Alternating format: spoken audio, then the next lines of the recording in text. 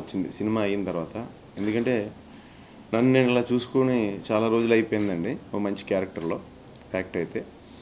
And కొంతమంది ఏంటంటే నీ కామెడీ ఎక్కువ లేదేంటి అని అడిగారు. నేను వాళ్ళకి చెప్పాను ఇది బిర్యానీ భయ్యా, నన్ను అందుకే జీడిపప్పులో వేసారు. ఫ్రూట్ సాలడ్స్ అయితే అప్పుడు అరటిపండులో వాడతారు, బిర్యానీలో అరటిపండు వేసుకుంటే దరిద్రంగా ఉంటుందని చెప్పి. సో చాలా మంచి క్యారెక్టర్ అండి. కాకపోతే ఏంటంటే నా మీద అభిమానంతో ఫ్రెండ్షిప్తో తను నా సీన్లే 3 సీన్లు కట్ చేసాడు, కానీ మిగతా కామెడీ సీన్లన్నీ ఉంచాడు.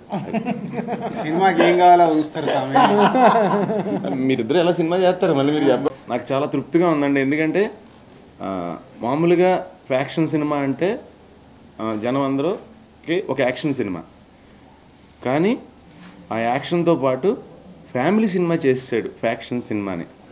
అది చాలా ఇది ఫ్యాక్షన్ సినిమాల్లో ఓ మంచి క్లాసిక్ తందే నాకు చూసినట్టు అనిపించింది. చాలా చాలా నచ్చిన సినిమా. ఈ సక్సెస్ ఇచ్చిన అందరికీ కూడా పేరు పేరున చాలా చాలా థ్యాంక్స్ అండి.